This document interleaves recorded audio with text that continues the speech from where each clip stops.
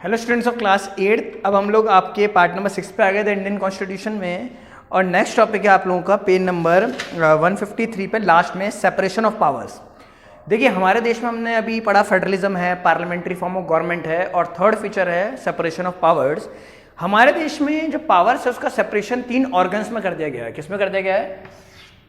Organs में। आपसे पूछे जाएं कि 3 ऑर्गन्स आप बताएं, या यूँ पूछा जाए कि इंडियन गवर्नमेंट के, भारत सरकार के कितने ऑर्गन हैं? 3 ऑर्गन्स हैं। कितने ऑर्गन्स हैं? 3। लेजिस्लेटिव, एग्जीक्यूटिव और जुडिशरी। क्या क्या है? लेजिस्लेटिव, एग्जीक्यूटिव और जुडिशरी।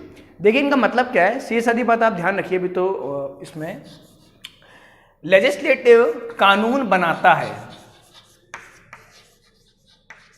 लेजिस्लेटिव क्या करता है? कानून बनाता है। अब कानून का बनते हैं, कानून बनते हैं पार्लियामेंट में। आपने लोकसभा राज्यसभा पढ़े थे सेंटर के लिए, और विधानसभा विधान परिषद पढ़े थे स्टेट्स के लिए। वो कानून बनाते हैं, ठीक है।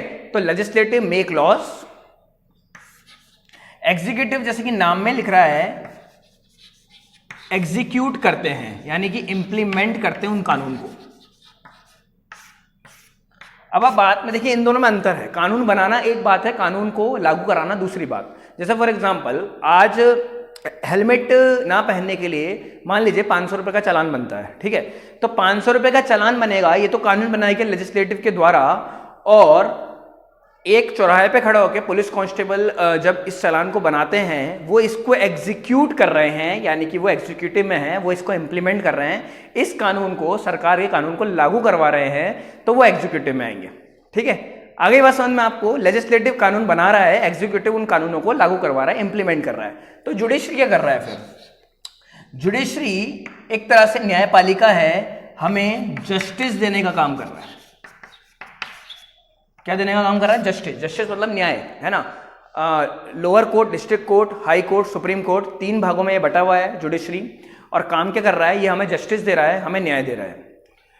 इन दोनों पे चेक रख रहा है कि ये दोनों को डिसीजन गलत तो नहीं ले रहे, कहीं कोई कानून गलत तो नहीं बन रहा, कहीं कोई ऑफिसर किसी कानून को गलत तरीके से इंप्लीमेंट तो नहीं कर रहा। ये जुडिशरी का काम है ना। जुडिशरी की जो परिभाषा है, कोर्ट्स, जो जुडिशरी मतलब आपको समझ में आ गया होगा, हाई कोर्ट, लोअर कोर्ट और सुप्रीम कोर्ट जो कोर्ट्स हैं। आप लोग अभी तो आप लोगों ने टीवी वगैरह मूवीज में देखे होंगे, ठीक है। और वहीं देखो, कहीं आप जाना पड़े ना कभी, है ना। तो जुडिशरी जो होता है वो सबको न्याय देने का काम करता है। कोई भी वहाँ पे केस कर सकता है, किसी भी जाति, धर्म, अमीर गरीब में भेदभाव के बिना जज डिसीजन देते हैं कानून के आधार पर, है ना। वहाँ ये नहीं देखा जाता कि वहाँ कौन खड़ा है, ठीक है। वहाँ सलमान खान भी कटघरे में खड़ा होता है और उनके ऊपर भी डिसीजन लिए जाते हैं, उनके खिलाफ भी, उनके लिए भी। अब बात यह है कि वहाँ पे ये नहीं देखा जाता कि वो सलमान खान है, वो एक भारत के आम नागरिक बन के वहाँ पे जाते हैं, और जज भी उनको कॉमन मैन लेके ही बिहेव करते हैं, और कानून के हिसाब से वहाँ पे काम होता है। तो यहाँ पे एक वर्ड हम जोड़ देते हैं, जुडिशरी इम्पार्शियल है। इम्पार्शियल मतलब कि किसी के साथ पार्शियलिटी नहीं करती, भेदभाव नहीं करती, है ना। बिना भेदभाव के वहाँ पे डिसीजन लिए जाते हैं। और देखिए अब क्या है ना बात कि यहाँ पे अगर हमें लगता है, जैसे आज हम आम आदमी हैं, कॉमन मैन है, तो हो सकता है लेजिस्लेटिव हमारी बात ना सुने, एग्जीक्यूटिव हमारी बात ना सुने, तो लास्ट में हमारे पास चॉइस बचती है जुडिशरी की। कोई हमारी बात नहीं सुनेगा तो जुडिशरी तो सुनेगी ही सही, है ना, क्योंकि जुडिशरी है ही इसलिए, है ना, आम आदमी के लिए है, आम पब्लिक के लिए है, हर कॉमन मैन के लिए है। तो देखिए सेपरेशन ऑफ पावर्स में आपकी फर्स्ट लाइन लिख रही है, the 3 organs of the state are. ये बार बार जब मैं स्टेट बोल रहा हूँ, या स्टेट का मतलब स्टेट गवर्नमेंट नहीं है, स्टेट मतलब इंडिया की बात हो रही है। State are the legislature, the executive and the judiciary. फिर पीछे आ जाइए, पेज टर्न कीजिए। देखिए लिख रहा है, the legislature has the power to make laws, the executive has the power to execute laws, the judiciary has the power to जज and apply punishment when the laws are broken. In other words, the judiciary refers to the system of courts in the country. It acts as a watchdog of the constitution and ensure that justice is given to the people. कोई crime होगा, कुछ गलत करेगा कोई भी, चाहे वो भारत के प्रधानमंत्री करें या मैं करूं, जुडिशरी के पास ताकत है कि वो उस क्राइम की सजा देंगे उन्हें, है ना। उन्हें जेल करेंगे या पेनल्टी लगाएंगे, जो भी उन्हें लगेगा। जैसा अपराध होगा वैसी ही सजा दी जाएगी, जैसा क्राइम किया जाएगा वैसे ही उसके लिए सजा होगी।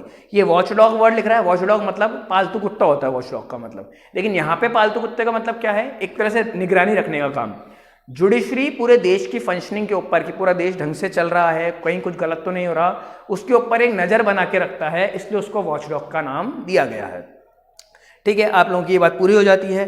फिर देखिए नीचे आ जाइए, डायरेक्ट फंडामेंटल राइट्स टॉपिक है, यहाँ से हमको करनी है शुरुआत। अब बहुत इंपॉर्टेंट टॉपिक है, आप लोग बुक में स्टार लगा लीजिए इसको और देखिए ढंग से इस बात को समझिए। फंडामेंटल राइट्स क्या है? फंडामेंटल राइट्स का मतलब है मौलिक अधिकार। हमारे जो अधिकार हैं, हमें जो देश में, हम देश के नागरिक हैं, हमें जो राइट्स दिए गए हैं, अधिकार दिए गए हैं, उन्हें फंडामेंटल राइट्स का नाम दिया गया है। टोटल 6 फंडामेंटल राइट्स हैं हमारे, है ना, 1 से 6 आपको नंबरिंग दिख रही होगी यहाँ पे। आर्टिकल 14 to 18 है ना। हमने याद है जब इंडियन कॉन्स्टिट्यूशन को सबसे बड़ा कॉन्स्टिट्यूशन कहा था वर्ल्ड का, तो वहाँ पे बात की थी कि 395 आर्टिकल्स टोटल इसमें है। ठीक है, आपको ये जो आर्टिकल 14 to 18 है, ये नंबरिंग है और ये ध्यान रखनी है। ठीक है, आर्टिकल्स भी आपको ध्यान रखना है, तो मैं एक एक करके राइट समझाता जाता हूं। पहला राइट है राइट टू इक्वालिटी। पहले फंडामेंटल राइट का नाम क्या है? Right to equality. आर्टिकल आपको ध्यान रखना है 14 से 18। कौन सा आर्टिकल है? नंबर 14 से 18 आर्टिकल है। राइट टू इक्वालिटी का मतलब क्या है? देखिए जैसे कि नाम में दिख रहा है, इक्वालिटी, इक्वल, समानता का अधिकार है। मतलब कि भारत में किसी भी जाति, किसी भी धर्म, ऊंच नीच किसी भी तरह की नहीं की जाएगी, सबको इक्वली ट्रीट किया जाएगा, है ना। लॉ के सामने, लॉ मतलब अभी मैंने ऊपर बात पढ़ी, कोर्ट के सामने, कानून के सामने सब बराबर होंगे, किसी के साथ कोई भेदभाव नहीं होगा। ये राइट टू इक्वलिटी है। देखिए इसको रीड भी करते हैं हम। It guarantees equality to every person before law. Before law मतलब कानून के सामने सब बराबर हैं। And equal protection of law within the territory of India. Bharat के में रहने वाले हर नागरिक के लिए कानून एक बराबर है। It also prohibits the state to discriminate against any citizen on the ground of religion, race, caste and place of birth और एनी ऑफ देम, है ना। ये प्रोहिबिट मतलब मना करना, निषेध करना, मना करना कि स्टेट, एक कंट्री, किसी भी पर्सन को जाति, धर्म, कास्ट, प्लेस ऑफ बर्थ, कि उसका जन्म कहाँ हुआ है, इस नाम पर भेदभाव नहीं करेगी। हम सब भारत के नागरिक हैं, हम सब बराबर हैं, है ना, कानून के सामने। ये हमें राइट दिया गया है। The Constitution provides equality of opportunity to all the citizens in matters of public employment. It also declared that untouchability is abolished and its practice is forbidden. The Constitution prohibits the state from conferring any titles except those of military and academic distinctions. यहाँ पे आप एक बात ध्यान रखिए, जो काम की बातें हैं, है ना। एक तो हमें जाति, धर्म, प्लेस ऑफ बर्थ के नाम पे हमारे साथ कोई भेदभाव नहीं होगा। हम इक्वल होंगे कानून के सामने, कानून की किताब के आगे सब बराबर हैं। मैंने पहले ही बताया था कि सलमान खान भी कटघरे में जाके खड़ा होते हैं तो भारत के आम नागरिक के तौर पे। और यहाँ पे एक और बात है, अनटचेबिलिटी, है ना। जो अनटचेबिलिटी थी, जो पहले किया जाता था, आप लोगों ने सुना होगा कि एक दलित को जो झाड़ू लगाता है, नाली साफ करता है, रोड साफ करता है, रोड पे झाड़ू लगाता है, उसे मंदिरों में, पब्लिक वेल्स में, कोई नल लगा हुआ है गांव में एक, तो उसमें से पानी पीने का अधिकार नहीं था, जहाँ पे हर इंसान पी रहा है। क्यों? क्योंकि वो छोटी जाति का है, उसके हाथ लगाने से वो नल दूषित हो जाएगा, गंदा हो जाएगा। ऐसी गंदी सोच हमारे समाज में चल रही थी।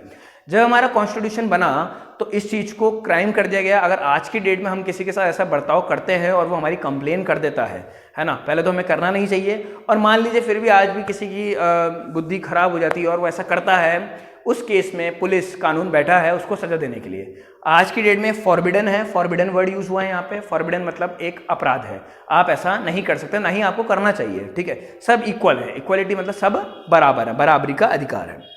फिर सेकंड है राइट टू फ्रीडम, आर्टिकल 19 से 22। इसको हम लोग नेक्स्ट पार्ट में करते हैं, पार्ट नंबर 7 लगेगा। ठीक है, थैंक यू।